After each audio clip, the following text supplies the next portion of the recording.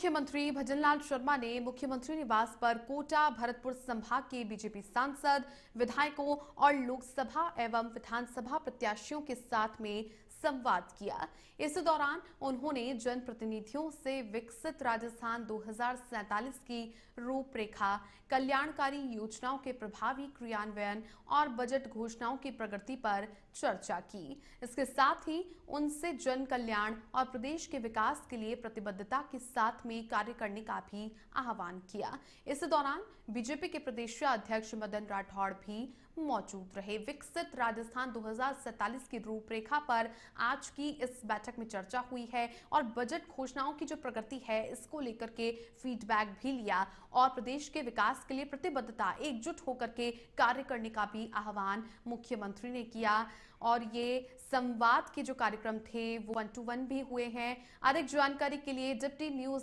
Editor Avanindra Mishra जुड़ चुके हैं। अवनिंद्र, विकसित राजस्थान के विजन को लेकर के मुख्यमंत्री भजनलाल शर्मा ने आज संवाद किया है। सीएबार में ये संवाद कार्यक्रम हुआ 1-to-1, जो तमाम बीजेपी के सांसद थे वो भी मौजूद रहे। पूरी जानकारी लेंगे आपसे, क्या कुछ चर्चा आज की इस बैठक में हुई?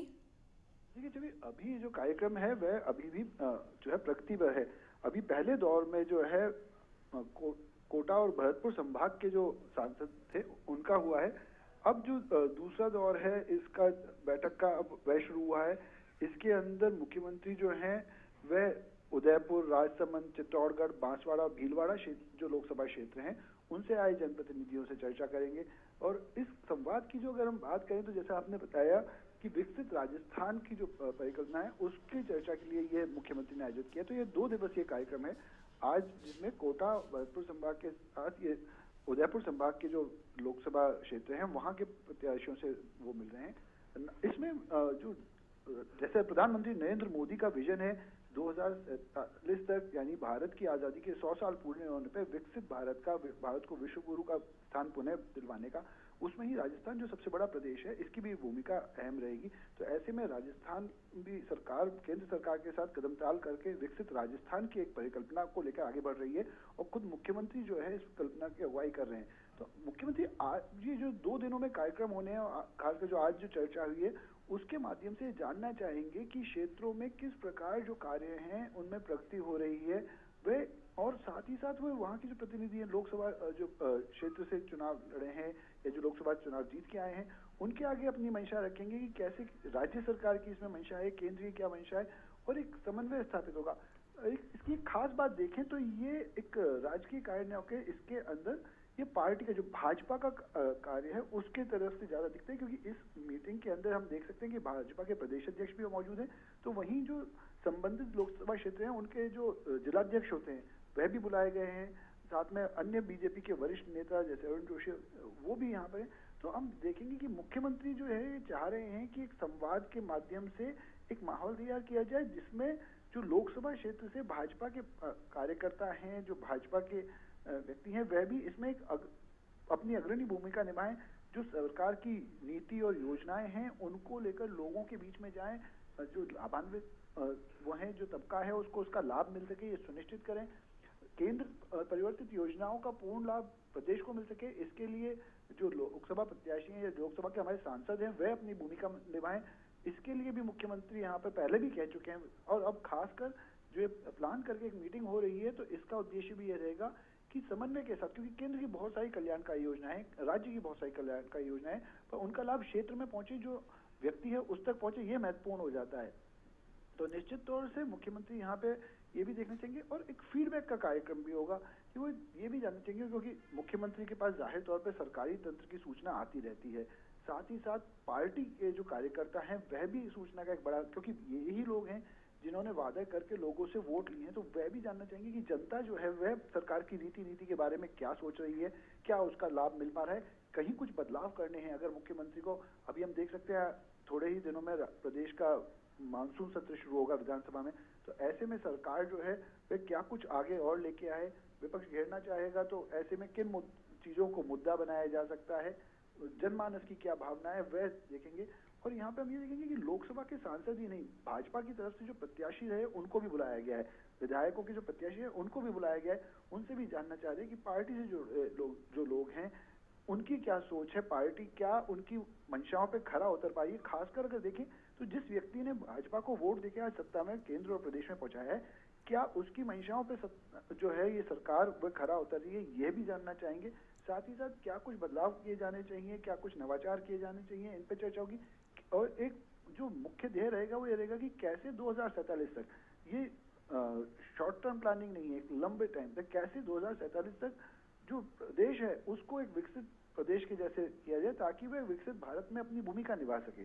तो हम देख रहे हैं कि मुख्यमंत्री अब आज दो चरणों में इनकी बैठक होनी है। एक चरण पूरा हो चुका है, अब दूसरे चरण की बैठक शुरू हुई है। 5 बजे तक इसके खत्म होने की उम्मीद जताई जा रही है। उसके बाद कल जो है 3 चरणों में बैठक होगी। कल मुख्यमंत्री जो है वह अन्य जो बचे हुए क्षेत्र हैं जैसे कि बीकानेर,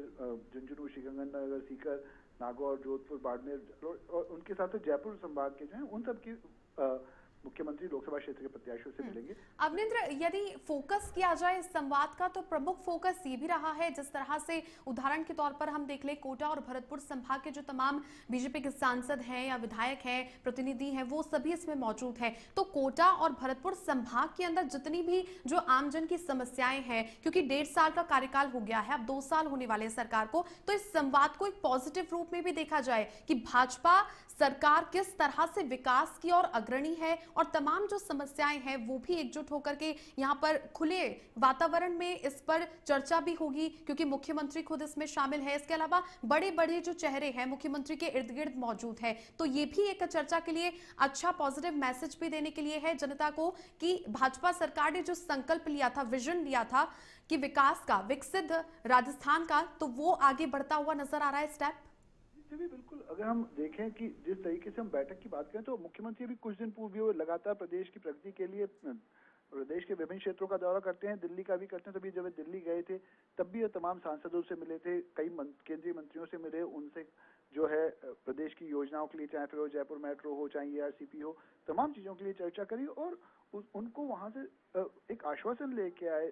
कि हमारे यहाँ की जो हमारी योजनाएं हैं उनको प्रगति से किया जाएगा। तब भी उन्होंने सभी सांसदों से मुलाकात करी थी, पर अब ये जो उन्होंने तब भी सांसदों से कहा था कि केंद्र की योजनाओं को प्रदेश में लाने के लिए आप एक एक्टिव रोल निभाइए, आप एक अग्रणी भूमिका निभाइए और कैसे कुछ प्रदेश की जो आवश्यकता है वह केंद्र के सरकार के समक्ष एक मजबूत रूप से रखें। लेकिन आज की जो बैठक है वो इस बैठक से इसलिए अलग है क्योंकि अब तब उन्होंने तमाम जो सांसद हैं उनके साथ एक साथ मिले थे और अब सांसद के साथ साथ वे उस क्षेत्र के जो अन्य लोग हैं, चाहे पार्टी के जिलाध्यक्ष हों, चाहे विधायक हों, वे तमाम लोग एक मंच पर जुटेंगे, एक क्षेत्र के लोग। और क्योंकि ये संभागवार हो रहा है, लोकसभा क्षेत्रवार, तो हम देख सकते हैं कि एक स्पेशलाइज्ड फोकस हर एरिया के लिए बनेगा और आगे चल के हर संभाग के लिए एक दीर्घकालिक प्लान कि हर संभाग के अंदर कैसे विकास हो सकता है। और तो हम देख सकते हैं कि गांव से लेकर राजधानी तक का जो एक विकास का मॉडल बने, तो उसके लिए ये बैठक बहुत महत्वपूर्ण हो जाएगी क्योंकि अब जो मुख्यमंत्री हैं वे सबको सामने बिठाएंगे, साथ बैठे हैं, तो ऐसे में परस्पर चर्चाओं से एक सांसद ये भी देख सकते हैं कि उनके संबंधित जो क्षेत्र है उनके अंदर क्या क्या है और अगर किसी की कोई बात है तो तमाम चीजें मुख्यमंत्री के आगे आ जाएंगी। तो ये इस लिहाज से एक बहुत महत्वपूर्ण बैठक देख सकते हैं कि हम कह सकते हैं कि आने वाले दिनों में जो प्रदेश के विकास का मॉडल बनेगा वह इन्हीं बैठकों के ये उसका आधार होगा। अवनिंद्र, एक आखिरी सवाल, मुख्यमंत्री के यदि बात कर ली जाए तो उनके साथ में जो बैठे हुए हैं, पास ही के अरुण चतुर्वेदी को देख लीजिए, यहाँ पर CP जोशी को देख लीजिए, वहीं पर दूसरी और आप देखेंगे तो मदन राठौड़, राजेंद्र राठौड़ बैठे हैं। तो ऐसे में यहाँ पर सीनियरिटी के लेवल पर देखा जाए तो काफी ज्यादा अच्छा एक्सपीरियंस भी यहाँ पर साझा किया गया है संवाद कार्यक्रम को लेकर। जाहिर तौर पर अगर पार्टी आज सत्ता में आई है, आज भाजपा सत्ता में आई है, तो निश्चित तौर पर तमाम जो पार्टी के नेता हैं, जो वरिष्ठ जन हैं, उनके कार्यों के कारण ही, और वो जनता के बीच में गए, उन्होंने जनता की नब्ज को समझा,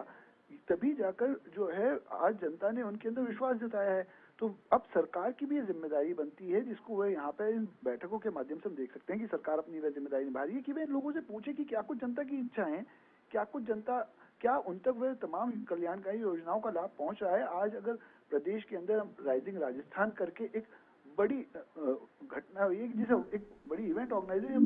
बड़ा निवेश आ रहा है, तो क्या वह निवेश का फायदा हर व्यक्ति तक पहुंचेगा? कौशल विकास की क्या कुछ आवश्यकताएं हैं? किन क्षेत्रों के लोग क्या सोचते हैं उन्हें? बिल्कुल अमरिंदर, तो देखा जाए तो विकास के ही फोकस पर सरकार अग्रणी जिस प्रकार से योजनाएं लेकर आती हैं, कार्य भी कर रही हैं, इसी तरीके से 1 to 1 संवाद कार्यक्रम भी चलाए जा रहे हैं। बहुत शुक्रिया अमरिंदर आपका तमाम जानकारियां साझा करने के लिए। तो बजट घोषणाओं की प्रगति पर भी फीडबैक मुख्यमंत्री ले रहे हैं। इसके अलावा प्रदेश के विकास के लिए प्रतिबद्धता के साथ में एकजुट होकर के कार्य करने का भी आह्वान मुख्यमंत्री ने आज की इस बैठक में किया। 2 दिनों की ये बैठक होने वाली है, लोकसभावार ये बैठक होगी, संभागवार तरीके से 1 to 1 संवाद भी मुख्यमंत्री कर रहे हैं बीजेपी के सांसद, विधायक और प्रत्याशियों से। तो काफी महत्वपूर्ण इस संकल्प के साथ जो विजन है 2047 को लेकर के, और ये संवाद कार्यक्रम सफलतापूर्वक भी बढ़ता हुआ आगे नजर आ रहा है।